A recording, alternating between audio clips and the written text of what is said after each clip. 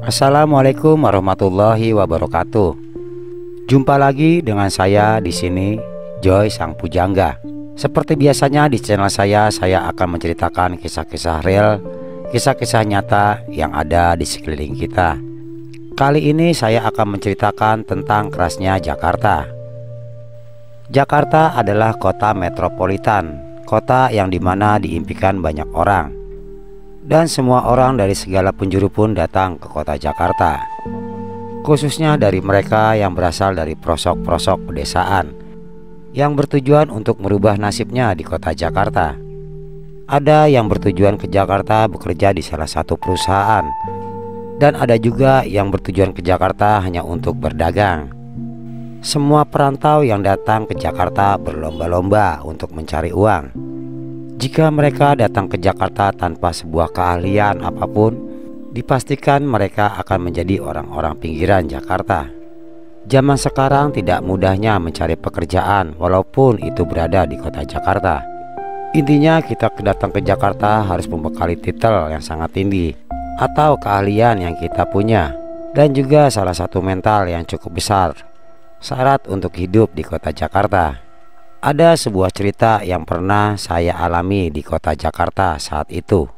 Dulu saat remaja, saya pernah pengen punya satu barang. Barang itu memang saya gunakan untuk saya bekerja. Barang itu adalah sepatu.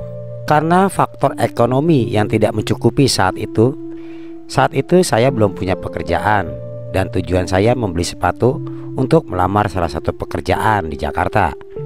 Saya coba pilih-pilih sepatu di emperan pinggir jalan. Saat itu tepatnya berada di Taman Blok M. Di situ banyak pedagang-pedagang kaki lima yang menjajakan dagangannya di pinggir-pinggir Taman Blok M.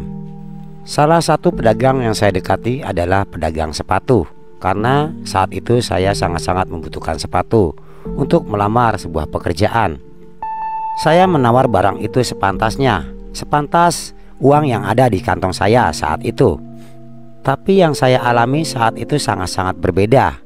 Barang yang saya inginkan, yang sudah saya tawar, tidak bisa saya tawar. Harus saya beli dengan tarif yang ditentukan oleh pedagang itu sendiri. Pada intinya pedagang itu memaksa agar saya harus beli barang itu dari kemauan pedagang itu sendiri, bukan kemauan dari saya yang ingin memiliki sepatu itu, yang sesuai dengan duit yang ada di kantong saya saat itu. Mereka berdagang di Jakarta saat itu di Taman Blok M. Mereka tidak sendiri, mereka punya satu klub, punya satu kelompok, di mana kelompok di antara mereka itu semuanya melakukan hal-hal yang sama seperti itu, memaksa para pembeli dengan harga tarif yang mereka inginkan. Unsurnya mereka memaksa pembeli. Sungguh-sungguh sangat keras dan sangat-sangat hebat cara berdagang di Jakarta saat itu. Untung saja pada saat itu saya punya kelompok juga. Saya punya teman-teman yang cukup banyak di sana. Akhirnya saya memanggil teman-teman saya. Begitu teman-teman saya datang di tempat itu, para pedagang sepatu itu pun akhirnya menghindarkan diri, seakan-akan dia tidak melakukan pemaksaan seperti tadi yang dia lakukan saat saya sendiri. Jakarta itu memang sangat-sangat sungguh kejam dan sangat-sangat kejam. Bagi yang mereka tidak punya mental sama sekali, mereka akan tergilas oleh orang-orang Jakarta. Di sini saya menceritakan tentang kehidupan orang-orang jalanan di Jakarta. Orang-orang yang taraf menengah ke bawah. Mereka lantaran hidup di Jakarta, mereka berpikir mereka harus bisa makan di sana, walaupun dengan cara yang tidak benar, salah satunya memaksa. Dan saya juga punya cerita lainnya tentang seorang pedagang. Kali ini pedagang makanan, pedagang bakso pinggir jalan di salah satu tempat keramaian di Jakarta. Saya pernah mendengar cerita dari teman saya sendiri saat itu. Saat itu teman saya ingin makan bakso. Kebetulan duit yang di kantongnya pun tidak banyak, cukup hanya bisa makan bakso di pinggir jalan. Ketika teman saya masuk ke salah satu kios tukang bakso itu, tidak lama kemudian saat dia memesan, teman saya minta izin untuk ke kamar mandi untuk buang air kecil. Ternyata kata teman saya, ketika dia sudah masuk ke dalam ruang kamar mandi itu, yang tidak jauh posisinya dari ruang masak tukang bakso itu. Dengan kecerobohan tukang bakso itu, saat itu teman saya melihat potongan-potongan kepala tikus bergeletakan. Teman saya pun sempat kaget saat itu. Kok banyak kepala tikus di ruang tempat mereka memasak bakso? Atau jangan-jangan itu kata teman saya. Teman saya langsung berpikiran negatif kalau tukang bakso ini membuat baksonya dengan daging tikus. Spontan teman saya langsung keluar dari kios itu tanpa basa-basi. Dia bayar bakso itu walaupun bakso itu belum sempat dia makan.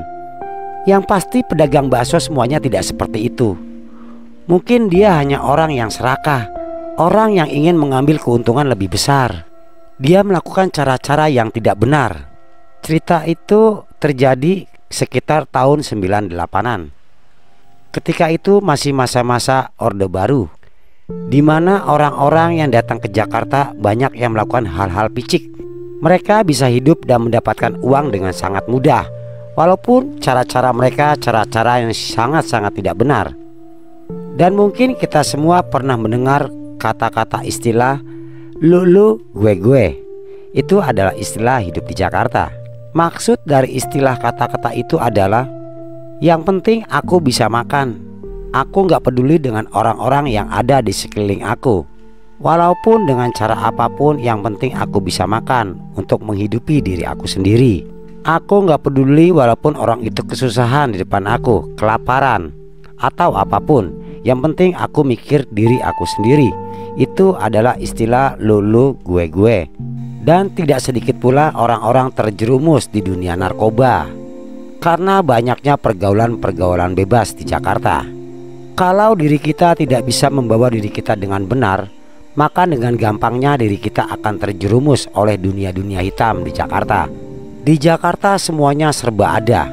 Dari narkotika, minum-minuman, pergaulan bebas, sampai pelacuran pun semuanya ada di Jakarta. Klub-klub, diskotik, di setiap penjuru Jakarta selalu memamerkan keindahannya dengan lampu yang kemerlap-kemerlip saat datangnya pada malam hari. Semuanya itu dengan mudah kita jumpai. Kebanyakan orang-orang yang lama hidup di Jakarta ataupun yang baru hidup di Jakarta, mereka akan lebih mengutamakan yang namanya dengan gengsi. Karena mereka merasa hidup di kota besar, bagi mereka gengsi jika mereka tidak melakukan seperti orang-orang yang ada di sekelilingnya.